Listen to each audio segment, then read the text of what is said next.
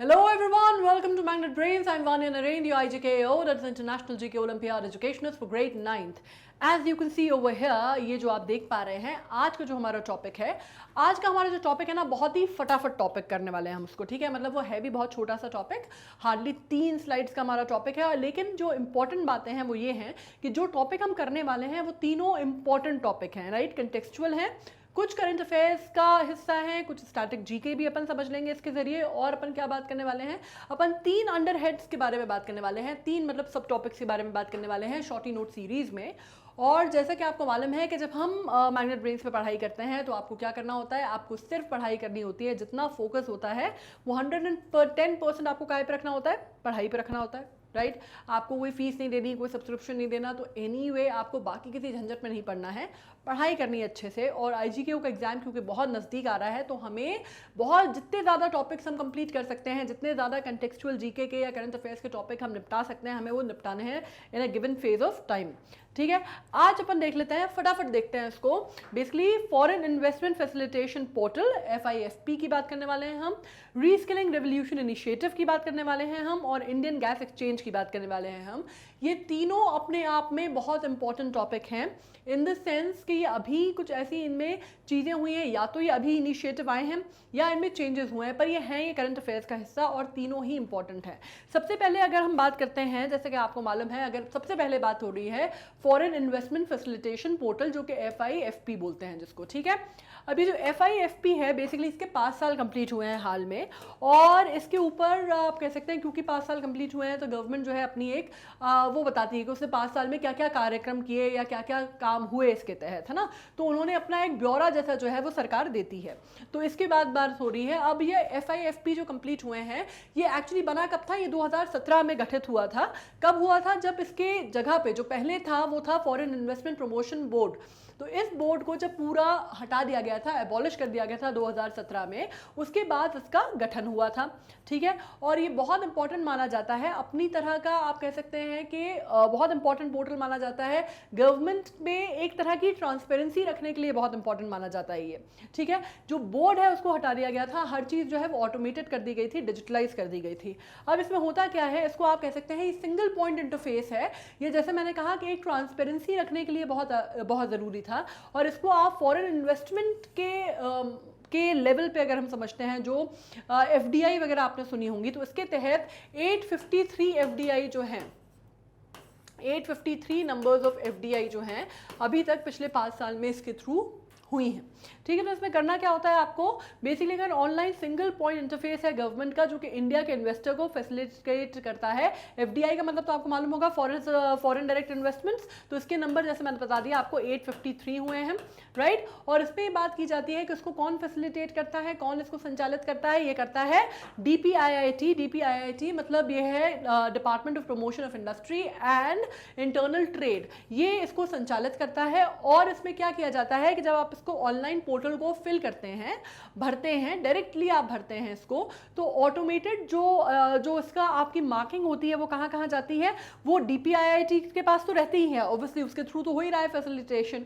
लेकिन इसके और कहाँ जाती है, ये जाती है आपकी मिनिस्ट्री ऑफ फॉरेन अफेयर्स को, ये जाती है होम मिनिस्ट्री को, और जो फॉरेन एक्सचेंज होता है उसके बारे में आपको एक तरह से मार्किंग जो है वो सबके पास इसकी कॉपी रहती है। और आप इसको सीधे सीधे without any middle man, without any जिसको कहते हैं ना लैक्सेशन इन द सिस्टम, आप सीधे सीधे इसको पारित कर सकते हैं, आप सीधे सीधे इसको संचालित कर सकते हैं, ठीक है। इसको सिंगल विंडो माना जा रहा है, सिंगल विंडो क्लियरेंस माना जा रहा है इसको फॉर एप्लीकेशन, जो कि अप्रूवल रूट के थ्रू जाती है, which are through approval route. और अप्रूवल रूट क्या है, जैसे मैंने आपको बताया कि कौन सी जगह हो गई, DPIIT इसको संचालित करता है। उसके अलावा फॉरेन एक्सचेंज की अगर हम बात करते हैं तो मिनिस्ट्री ऑफ फॉरेन अफेयर्स में और होम अफेयर्स में, मिनिस्ट्री में, वहाँ जाता है डायरेक्ट अप्रूवल के लिए, ठीक है। तो आपको ये बात समझ में आ गई। ये इसके बारे में इतना ही है, बहुत ज़्यादा इंपॉर्टेंट नहीं है, सिर्फ ये समझना इंपॉर्टेंट है कि इसका ब्यौरा जो है 5 साल की वर्किंग का वो दिया गया है, और इसके थ्रू जो नंबर है वो रिलीज़ किए गए हैं कि कितने हुए हैं फॉरेन डायरेक्ट इन्वेस्टमेंट्स,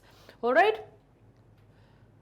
अब आ जाते हैं अपन नेक्स्ट पे, अपन बात कर लेते हैं रीस्किलिंग रेवोल्यूशन इनिशिएटिव की। ये जो है ये वर्ल्ड इकोनॉमिक फोरम के द्वारा किया गया था डावोस स्विट्जरलैंड में, ठीक है।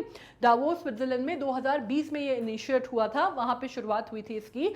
और ये किस उसके साथ किया गया है, किस किस मंशा के साथ किया गया है कि ये पूरी दुनिया में जब हम बात करते हैं तो पूरी दुनिया में एक आप कह सकते हैं कि एक ट्रेंड फोर्स बनाने की बात की जा रही है। ट्रेंड फोर्स मतलब एक स्किल्ड, एक एजुकेटेड फोर्स बनाने की बात की जा रही है। तकरीबन 1 बिलियन लोगों को आप प्रशिक्षण देने की बात कर रहे हैं, आप उनको शिक्षित बनाने की बात कर रहे हैं, आप उनको जो स्किल्स रिक्वायर्ड है इकोनॉमिक वर्ल्ड में सर्वाइव करने के लिए, जो कि हैम्पर नहीं होगा with the change in the bar graph और with the change in the जो आप कहते हैं ना, एक जो चेंज जो इकोनॉमिक मार्केट में जो फ्लक्चुएशंस होंगे, जो चेंज होंगे, या जिस तरह का जो जब भी आपको मालूम है पोस्ट कोविड टाइम जो रोबस्ट मार्केट चल रहा है उसमें जो भी चीज़ें डायनेमिज्म जो है उसका वो अफेक्ट नहीं करेगा इन लोगों को, इनको इस तरह से स्किल किया जाएगा। तो कितना इसका टारगेट रखा है इन्होंने, इसका टारगेट रखा है 1 billion people, you have to train 1 billion people till the year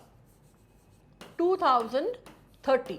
मतलब बेसिकली 2020 में ये शुरुआत हुई थी, 2020 में ये एग्रीमेंट हुआ था, ये मसौदा हुआ था और उसके बाद रखी गई थी कि 10 साल के पीरियड में, ये 10 साल के कार्यकाल में आपको 1 बिलियन लोगों को ट्रेन करना है, ठीक है। जैसे कि मैंने कहा, launch by the world economic forum at its 50th annual meeting जो कि जनवरी 2020 में हुई थी। इसको कहा जा रहा है कि 1 billion people with better education skills and economic opportunity by 2030, है ना। इसके बाद हम बात कर लेते हैं, it aims to future proof workers from technological change and help economies by providing new skills for the 4th industrial revolution. ये जो इसके चेयरपर्सन हैं उनका भी कहना था कि आप ये कह सकते हैं कि एक पॉपुलेशन को या एक जिसको आप कहते हैं स्किल्ड पॉपुलेशन को आपको किसके लिए तैयार करना है, आपको तैयार करना है 4th इंडस्ट्रियल रेवोल्यूशन जो कि आ सकता है। And we are heading towards the 4th industrial revolution, ये जो हमारा टाइम फेज चल रहा है उस तरह का है। तो आप ये कह सकते हैं कि इसमें कोई भी चीज़, अगर जैसे मैंने कहा कि कोई भी किसी भी प्रकार का डायनेमिज्म आएगा तो उससे ये लोग जो है इससे निपट सकते हैं, मतलब they won't get out of place और आउट ऑफ वर्क नहीं जाएंगी। ये इनकी स्किल्ड इतनी होल्ड अप होंगी कि ये किसी भी तरह के डायनेमिज्म को झेल सकते हैं और उसके साथ कोप अप कर सकते हैं, right. So this is what we need to make.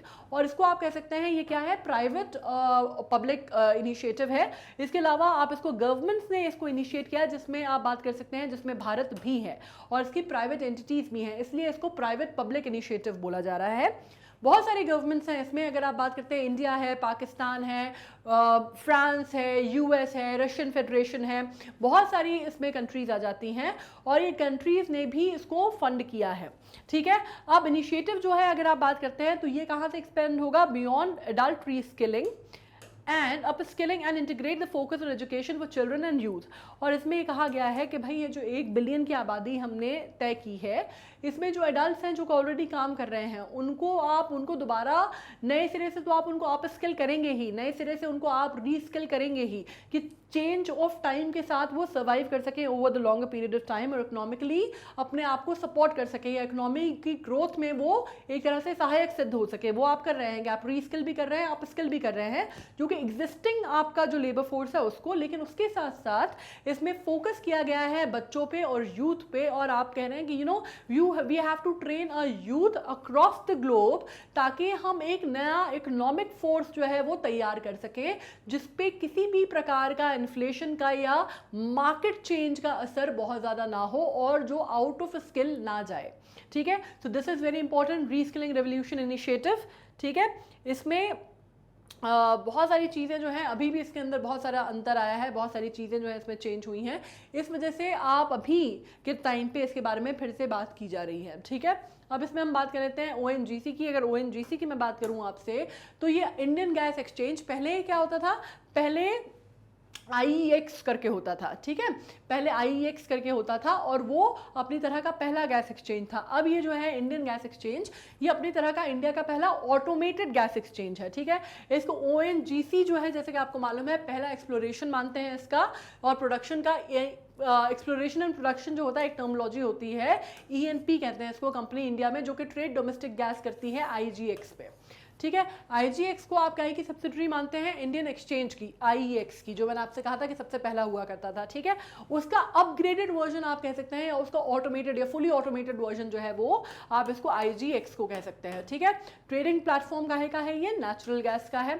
इसके आप क्या करते हैं, इसमें एक ट्रेडिंग प्लेटफॉर्म है, जिसका क्या मतलब हुआ कि आप अलाउ करते हैं बायर्स और सेलर्स को नेचुरल गैस के to trade both in spot market and in forward market for imported natural gas. तो आप नेचुरल गैस को बेसिकली क्या करने वाले हैं, आप नेचुरल गैस का जो मार्केट है उसको एक्सप्लोर करने की बात कर रहे हैं, इंटरनली भी और एक्सटर्नली भी आप एक तरह का आयाम जो है वो खोल रहे हैं, ठीक है।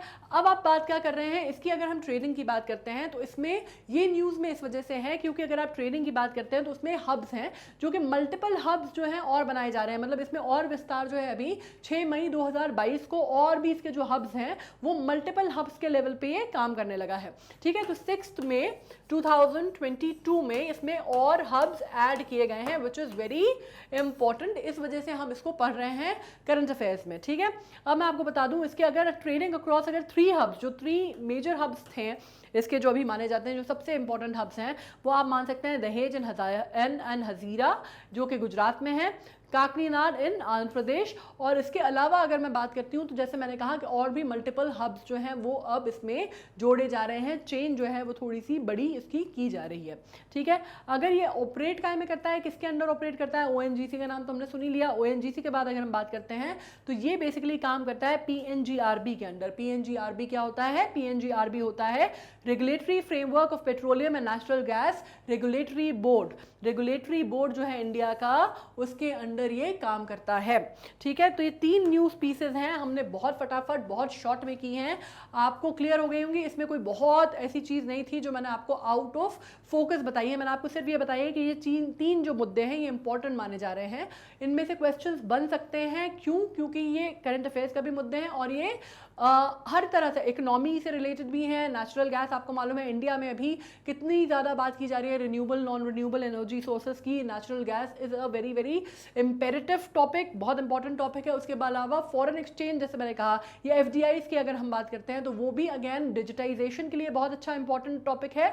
दूसरी बात, FDI की जब बात हो रही है तो इकोनॉमी के लिए बहुत इंपॉर्टेंट है, राइट। तो तीनों टॉपिक बहुत इंपॉर्टेंट हैं। आई एम श्योर आपको समझ में आए होंगे, इसमें कोई बहुत ज़्यादा डिफिकल्ट तो था नहीं समझने में, लेकिन अगर आपको देखना है बहुत सारी चीज़ें इन टॉपिक से रिलेटेड आपको और भी शॉर्टी नोट सीरीज जो मैंने की है उसमें मिल जाएंगी। What you need to do, आपको एक्सेस कैसे करना है, आपको जाना है magnetbrains.com पे, आप वहाँ जाएंगे, आपको K-12 से लेके हमारे जितने भी कोर्स सिलेबस चलते हैं, NTSC ओलंपियाड, आपको सब मिल जाएंगे।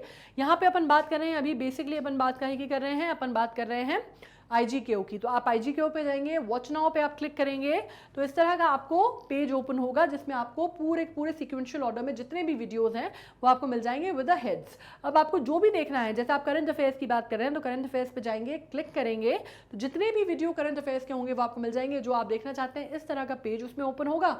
आपके पास जिसको बोलते हैं सहूलियत है कि आप मोर वीडियोस एक्सप्लोर करना चाहें तो आप और भी वीडियोस एक्सप्लोर कर सकते हैं, ये पूरा देखना चाहें तो ऑब्वियसली देख सकते हैं, नेक्स्ट में जाना चाहें तो आपके पास वो भी ऑप्शन है। Similar is the case with the YouTube channel, आपको मालूम है बिल्कुल उसी तरह जैसे हमारे चैनल पे होता है, यूट्यूब पे भी आपको पूरे वीडियोस मिल जाएंगे, हमारे चैनल पे मिलेंगे, आपको प्लेलिस्ट मिलेगी आपको जिस पर आपको वर्कआउट करना है। बाकी कोई इससे रिलेटेड अगर कोई कंफ्यूजन है तो नीचे कमेंट सेक्शन में लिख सकते हो, I will try to get back to you. And आपको बाकी जो रेगुलर अपडेट्स हैं वो FB पे और इंस्टा पे मिल जाते हैं, ये तो आपको मालूम है, right. So we are done with this very very छोटू सा शॉर्टी नोट सीरीज। अब अपन मिलेंगे नेक्स्ट सेशन में नेक्स्ट वीडियो के साथ। अब इसको पूरी तरह अच्छे से समझ लेना, ये बहुत इंपॉर्टेंट हो सकता है और आ सकते हैं इसमें से question. Thank you so much.